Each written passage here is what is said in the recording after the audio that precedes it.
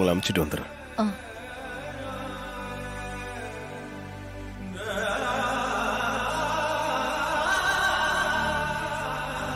ஐயா கார்த்தி, இப்பதாயே என் மனசு லேசாயிருக்கு.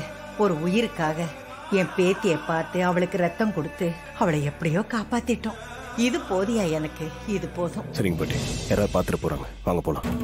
இரியா, உன் அத்தைக்காரி என்னை பார்த்தாலே இப்படி கோவப்படுறாளே, இவ எப்படியா என் ஊருக்கு வந்து என் புள்ள யாக பூஜையில உட்காரும் போது நீதான் என் பேரங்கிற உண்மை தெரிஞ்சா அவ என்னெல்லாம் பண்ணுவாளோ, அது நினைச்சாவே எனக்கு பயமா இருக்கியா?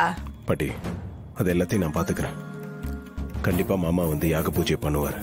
கும்பாபிஷேகமே நல்லபடியா நடக்கும் பாட்டி. நீங்க மனசை போட்டு குழப்பிக்காதீங்க.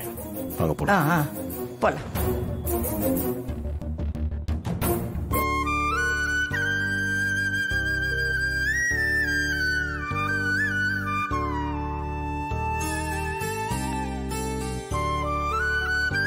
மாப்பிள்ள, அவங்கள அனுப்பிட்டீங்களா? அனுப்பிச்சிட்டேன் அத்தை.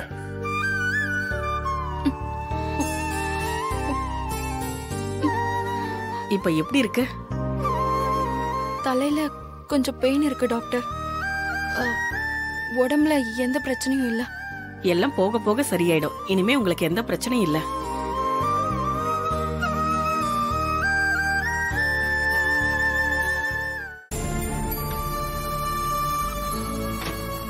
டாக்டர், என் ஒய்ஃப் இப்ப எப்படி இருக்காங்க? பேஷண்ட் கண் முழிச்சிட்டாங்க. இனிமே எந்த பிரச்சனையும் இல்ல.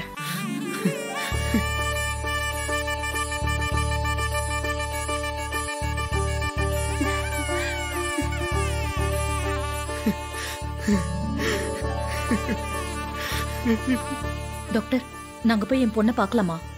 ஒரு 5 minutes வெயிட் பண்ணுங்க, அப்புறம் போய் பார்க்கலாம். டாக்டர், என் பொண்ணுக்கு இங்கேயே வச்சு வைத்தியம் பார்க்கணுமா இல்ல வீட்டுக்கு கூட்டிட்டு போய் அங்க பாத்துக்கலாமா? அவங்க இப்ப கொஞ்சம் பெட்டரா தான் இருக்காங்க. நீங்க இன்னைக்கே வேணாலும் டிஸ்சார்ஜ் பண்ணி கூட்டிட்டு போகலாம். டாக்டர், இப்பதான் உங்களுக்கு பிளட் ஏறி இருக்கு. உடனே அவங்கள வீட்டுக்கு கூட்டிட்டு போனா ஏதாவது பிரச்சனை வந்துடாதே? அப்படி இருந்தா நானே சொல்லிருப்பேனே. அவங்க நல்லா தான் இருக்காங்க. நீங்க தாராளமா கூட்டிட்டு போகலாம். என்ன, 2 நாள் கழிச்சு தலையில இருக்கிற கட்டை மாத்தணும். அதுக்கு வந்தா போதும். கூட்டிட்டு வந்துறேன் டாக்டர். அது வரைக்கும் நான் எழுதி கொடுக்கிற மாத்திரையை ஃபாலோ பண்ணுங்க. சரிங்க டாக்டர்.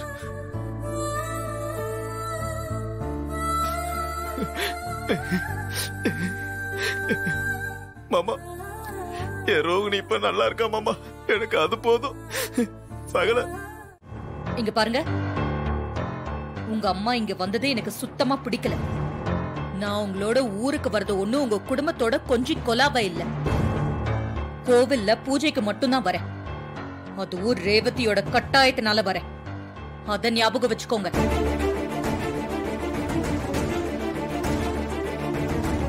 மத்தபடி இன்னொரு தடவை இந்த மாதிரி ஏதாவது நடந்துச்சு, நான் வரவே மாட்டேன்.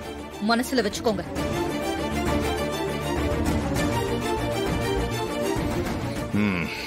சரிம்மா, அப்படிலாம் எதுவும் நடக்காது. நான் பாத்துக்கிறேன்.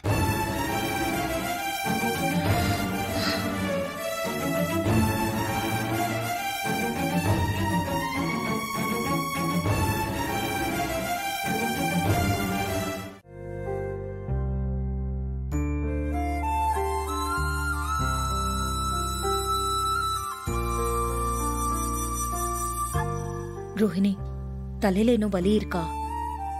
லேசா இருக்குமா? எல்லாம் சரியாகதான் மருந்து மாத்திரையெல்லாம் கொடுத்திருக்காங்க. அதையெல்லாம் கரெக்டா சாப்பிட்டா சரியாயிடும்.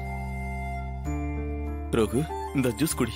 வேண்டாங்க, நான் அப்புறமா குடிக்கிறேன். அம்மா, வேண்டாம் சொல்லாதம்மா. உனக்கு தலையில அடிபட்டு நிறைய பிளட் லாஸ் ஆயிருக்கு. ஜூஸ் பழமெல்லாம் சாப்பிட்டாதான் உனக்கு பழைய தெம்பு வரும். சாப்பிடுமா. குடி ரோகு. குடுங்க மாப்பிள. இந்த ரோஹிணி குடிமா.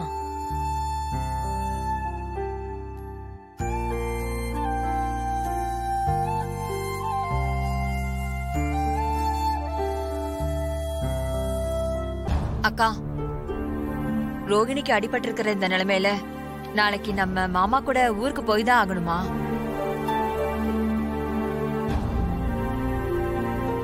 ஆமாமா, அங்க போறத பத்தி கொஞ்சம் யோசிச்சு முடிவெடுங்கம்மா. இல்ல, நாம நாளைக்கு போயிட்டே வந்துடலாம். ஆனா ஒண்ணு மட்டும் எல்லாரும் ஞாபகத்துல வச்சுக்கோங்க, அங்க நாம கோயில் ஃபங்க்ஷனுக்கு மட்டும் தான் போறோம்.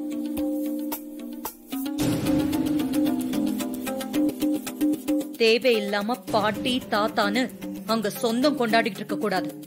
அப்படி ஏதாவது நடந்துச்சு அப்புறம் நான் மனுஷியாவே இருக்க மாட்டேன். கோயிலுக்கு போனோமா ஃபங்க்ஷனை முடிச்சோமான்னு வந்துகிட்டே இருக்கணும்.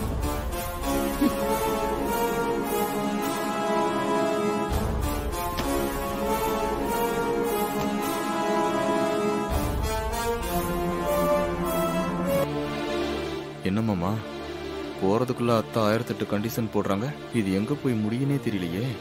அவ இப்படிலாம் கண்டிஷன் போடாம இருந்தாதான் நம்ம யோசிக்கணும் மாப்ள. அவ எப்பவுமே கோவமா தான் பேசுவா, அது தெரிஞ்ச விஷயம் தானே. நாம முதல்ல ஊருக்கு போவோம், மத்ததெல்லாம் அப்புறம் பாத்துக்குவோம். அதை விட இன்னொரு முக்கியமான விஷயம் இருக்கு, அதை நினைச்சாதான் எனக்கு ரொம்ப பயமா இருக்கு. என்னமாமா அது? அதை மாப்பிள்ள கூட தான் தனியா டிஸ்கஸ் பண்ணணும். சரிடா. சகல போன்ல யார்ப்பா? இளையராஜான்னு என்னோட ஃப்ரெண்டுங்க. அவனை தான் அவங்க எல்லார்கிட்டையும் சேதுபதி ஐயாவோட பேரன்னு சொல்லி வச்சிருந்தேன். ஓ ஆமால, மறந்தே போச்சுப்பா. ஒரு சேஃப்டிக்காக தான் அவன் தான் பேரன்னு சொல்லி வச்சிருந்தான். நாளைக்கு இங்க இருக்கிறவங்க கோயிலுக்கு வந்தாங்கன்னா அவனை தான் பேரன்னு நினைப்பாங்க. அவன் வந்துட்டானா போதும், இந்த பிரச்சனையை சமாளிச்சிடலாம். மாப்பிள்ள இதுல சிக்கலும் இருக்கு. நாம ஏமாந்தோம் மாட்டிப்போம், ரொம்ப கேர்ஃபுல்லா இருக்கணும். நம்ம ஊர் பக்கமே வர வாய்ப்பு இல்லைன்னு சொல்லிட்டு இருந்த அத்தையவே நம்ம ஊருக்கு வர வச்சிருக்கோம். இவ்வளவு தூரம் நம்ம பண்ணது பெரிய விஷயம் தானே. இதே மாதிரி கும்பாபிஷேகத்தை நடத்திடலாம்.